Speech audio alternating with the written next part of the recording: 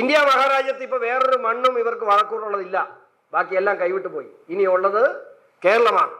കേരളത്തെ മറ്റൊരു അർമേനിയാക്കി മാറ്റാൻ, കേരളത്തെ മറ്റൊരു ഗാസയാക്കി മാറ്റാൻ ഇവർ നടത്തുന്ന വലിയ ശ്രമങ്ങളെ പ്രതിരോധിച്ച് തോൽപ്പിക്കാനുള്ള കടമ എൻ്റെ മുമ്പിലിരിക്കുന്ന നിങ്ങൾ ഓരോരുത്തർക്കുമുണ്ട്. അത് ഇന്ന പാർട്ടിക്ക് വോട്ട് ചെയ്യുക എന്നുള്ളതല്ല, വർഗീയത പറയുക എന്നുള്ളതല്ല. യഥാർത്ഥ മതേതരത്വം ഈ രാജ്യത്ത് ഹിന്ദുവും ക്രിസ്ത്യാനിയും മുസൽമാനും ഒരുമിച്ച് ജീവിക്കുന്ന ഏകാദര സഹോദരങ്ങളെ പോലെ ജീവിക്കാൻ കഴിയുന്ന ഒരു സാഹചര്യം ഈ രാജ്യത്ത് സൃഷ്ടിക്കപ്പെടണമെങ്കിൽ ഇനി നമ്മൾ ദേശസ്നേഹം പറഞ്ഞുകൊണ്ട് വീട് കയറേണ്ടതായിട്ടുണ്ട്. ഇനി നമ്മുടെ മുമ്പിലുള്ള സമൂഹത്തെ കാര്യം പറഞ്ഞ് മനസ്സിലാക്കണം. അത് നിങ്ങൾ പറയുമ്പോൾ നിങ്ങൾ ബി ജെ പിക്കാരാന്ന് പറഞ്ഞ ആദ്യം ആക്ഷേപിക്കും. നിങ്ങൾ ബി ജെ പിക്ക് വേണ്ടി സംസാരിക്കുന്നു എന്ന് പറയും, നമ്മളെ ആക്ഷേപിക്കാൻ ശ്രമിക്കും. ഈ പറഞ്ഞു വരുമ്പോൾ അതിന്റെ ഗുണം ചിലപ്പോൾ ബി ജെ പിക്ക് ആയിരിക്കും കേട്ടോ, അത് ഞാൻ നിഷേധിക്കുന്നു. കാരണം ആ ഐഡിയോളജിയിൽ ഇന്ന് നിൽക്കാൻ കഴിയുന്ന പ്രസ്ഥാനം ബി ജെ പി ഉള്ളൂ. ഞാൻ ബി ജെ പിക്കാരനായതുകൊണ്ട് പറയുന്നതല്ല, അത് മറ്റാർക്കും അതിനെ സംരക്ഷിക്കാൻ കഴിയില്ല. കേരളത്തിൽ യഥാർത്ഥ മതേതരത്വം സംരക്ഷിച്ചുകൊണ്ട് മുമ്പോട്ട് വരും. എന്നിട്ട് നമ്മൾ കേൾക്കുന്ന പഴി നമ്മളാണ് ലോകത്തെ ഏറ്റവും വലിയ വർഗീയ സംഘടന. ഞാനൊരു കാര്യം ചോദിച്ചിട്ട്, 10 മാസമായി ഈ രാഷ്ട്രീയ പാർട്ടിയുടെ ഭാഗമായി ഞാൻ വന്നിട്ടുണ്ട്. 10 മാസമായിരുന്നു.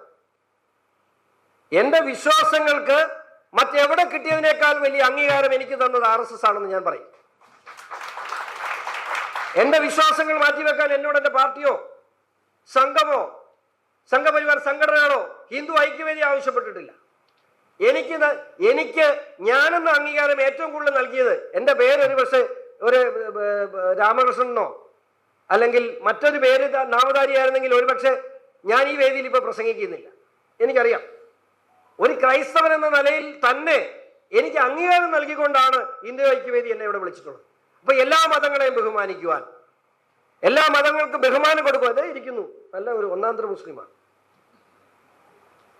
അതെ ഇച്ചിരി ഇതാകട്ടെ, എന്നാ നിരീശ്വരവാദിയാണ്, പക്ഷേ അത് ഇസ്ലാമാണ്. ഞാൻ പറഞ്ഞത്, ബഹുമാനം നമ്മൾ കൊടുക്കുന്ന ഈ സംസ്കാരത്തെ ഇങ്ങനെ ബഹുമാനിക്കുന്നവരാണ് നമ്മൾ എന്നുള്ള പ്രചരണം ഇസ്ലാമിലേക്കും പോകണം. എല്ലാ സമുദായങ്ങളെയും വിശ്വാസങ്ങളെയും ബഹുമാനിക്കുന്നവരാണ് നമ്മൾ. ആരെങ്കിലും ഖുർആനെ കുറ്റം പറയാറുണ്ടോ? നമ്മൾ ആരെങ്കിലും മുഹമ്മദ് നബിയെ ചീത്ത വിളിക്കാറുണ്ടോ? അവിടൊന്നും പറയാറില്ല. പക്ഷെ അവർ ചിന്തിക്കുന്ന അങ്ങനെയല്ല. ഇവിടുന്ന് താഴെ കൂടെ നടന്നു പോകുന്ന ഹിന്ദു ഐക്യവേദിയുടെ ഒരു സമ്മേളനം ഇവിടെ നടക്കുന്നു എന്ന് കണ്ടപ്പോൾ അവന്റെ മനസ്സിലൂടെ പോകുന്ന എന്താണെന്നറിയോ? നമ്മളെ കൊല്ലാനുള്ള എന്തോ പരിപാടി പ്ലാൻ ചെയ്യാൻ നമ്മൾ. അല്ല, സത്യമായിരിക്കും. ഇപ്പൊ താഴെ കൂടെ നമ്മുടെ ഒരു ബോർഡ് താഴെ കണ്ടിട്ട് പോവാണ്.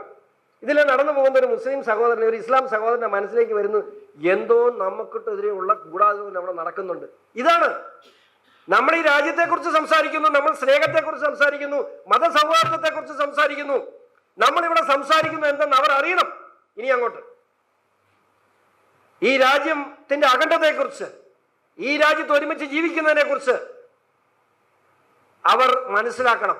അതിന് ഇനി പ്രചരണങ്ങൾ ആവശ്യമാണ്. ഇനി ചുമ്മാ വീട്ടിൽ കയറിയിരിക്കാൻ നമുക്ക് അവകാശമില്ല. കാരണം എൻ്റെ മുമ്പിൽ ഇരിക്കുന്ന പ്രബുദ്ധരായ ഒരു സമൂഹമാണ്.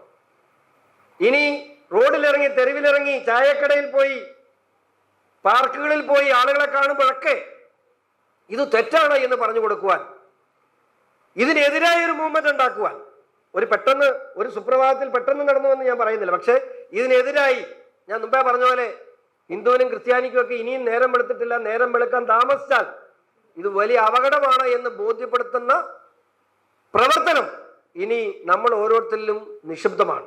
ഇവിടെ ചർച്ച ചെയ്യുന്ന വിഷയങ്ങളെ സംബന്ധിച്ച് ഇനി പ്രാദേശിക തലത്തിലും ഇത്തരത്തിലുള്ള മീറ്റിങ്ങുകൾ നിർബന്ധമായി ഹിന്ദു ഐക്യവേദിയുടെ നേതൃത്വത്തിൽ, പറ്റുമെങ്കിൽ പഞ്ചായത്ത് അടിസ്ഥാനത്തിലെങ്കിലും ഇത്തരത്തിൽ ബോധവൽക്കരണ പരിപാടികൾ